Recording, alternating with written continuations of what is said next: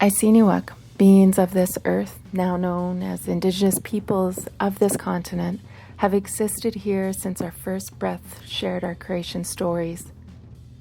We are many diverse peoples with our own beliefs, worldviews, and spiritualities, distinct from one another through our languages, ceremonies, traditions, and lands. Indigenous peoples' spiritualities have largely been lived through relational kinship with all living beings, including the four-legged, the winged, and the water beings.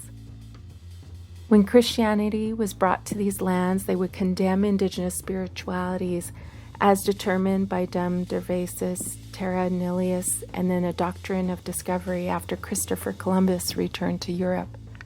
Dum Dervasis, decreed by Pope Nicholas V, determined that any non-Christian could be killed or enslaved through perpetual servitude. Terra Nullius has existed conceptually to Europeans prior to colonization on these lands, determining that non-Christians had no rights to the land, and therefore the land was unoccupied and available to steal, own, and colonize.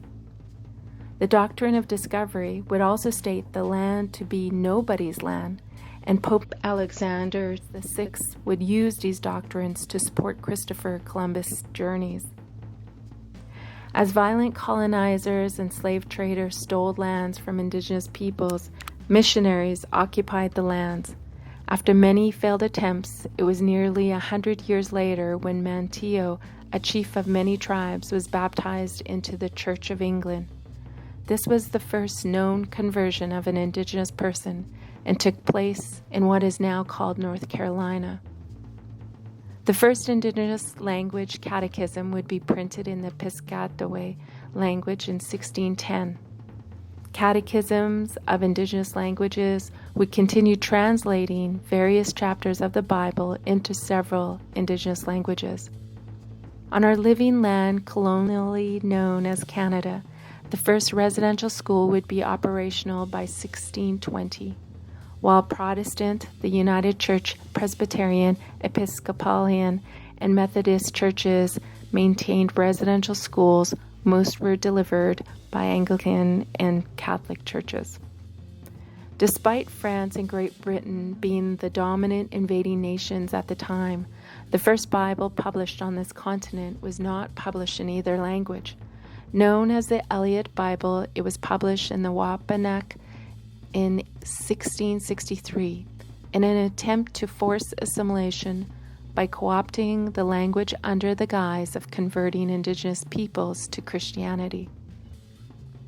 Missionaries and government officials would largely accept the failure of forced assimilation by 1690s, recognizing indigenous independence, intelligence, self-sufficiency, and large populations. Referred to as experiments, early attempts at operating residential schools would begin again in 1780, starting with the Indian College at Sussex Vale. The Dominion of Canada would officiate the first residential school in 1830, starting with the Mohawk Institute. And to the south of us in the United States, residential schools would become mandated in the 1830s. The birth of Nehiyawewen syllabics is largely contested, though it is recognized that syllabics had been designed far before James Evans is revered for taking credit. While Sequoyah developed syllabics in Cherokee in 1821, a commission began in 1836 to develop a syllabary for Ojibwe and Nehiyawewen.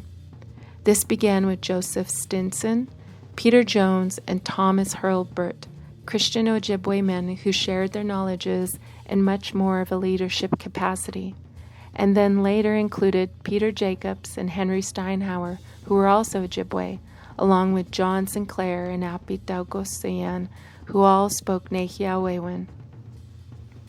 It's also said that Colleen Badger, who spoke Nihithau, had dreamt of syllabics 10 years prior to the development through that commission.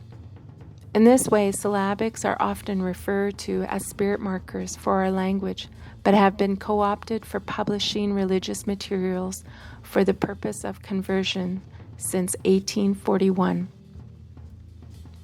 The religious materials published in the 1840s, often mistranslated to Nehiyawewen as agricultural terms, lost meaning, while specific animals and verbs were misnamed.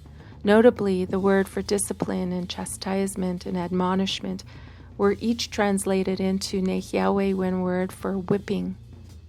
The Bagot Commission, published in 1845, would determine state-run residential schools had failed to convert Indigenous peoples. By 1847, Egerton Ryerson would publish the Ryerson Report, encouraging industrial boarding schools be maintained by religious organizations. In grim foreshadowing, the first 2 state-run schools initiated by Ryerson Report would each fail within 10 years. The first Nehiyao to be ordained as a minister was Henry Budd in 1855. He published The Infant Baptism, the Means of National Reformation according to the Doctrine and Discipline of Established Church in 1841, and would later translate the Book of Common Prayer into Nehiyawewen. John A. Macdonald, the first Prime Minister of Canada, drew inspiration from residential school policies he studied in grammar school. In 1878, Macdonald personally commissioned Nicholas Davin to write a report favoring residential schools within his presumed jurisdiction. State-funded and church-ran residential schools were officially supported in Canada that same year. By 1879, Duncan Campbell Scott would be employed into the Department of the Interior with the responsibility of handling what was referred to as Indian Affairs. In his 53 years in the department, Scott would be known as one of the most vocal proponents of residential schools, going so far as to write poetry about assimilating Indigenous peoples. He is joined by Langevin, another politician vocally pushing for residential schools. The first state-funded and church-ran residential school was Battleford Industrial School.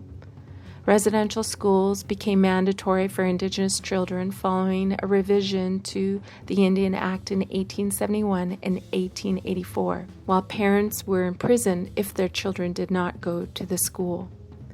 By 1896, there would be 45 residential schools or industrial schools in operation within the presumed boundaries of the Dominion of Canada. The height of residential schools would come in 1931 when there were 80 residential schools in operation. 150,000 First Nations, Inuit, and Métis children were forced to attend residential schools. Between 4,000 and 6,000 Indigenous children are thought to have died in those schools, while many are not buried in identifiable graves. More than 139 residential schools existed in what is colonially referred to as Canada, while the last one closed in 1996. Cruel health and survivability tests were conducted on the children abducted into residential schools, which included starving children and withholding nutrients to determine how little food could be fed to Indigenous children to keep them alive.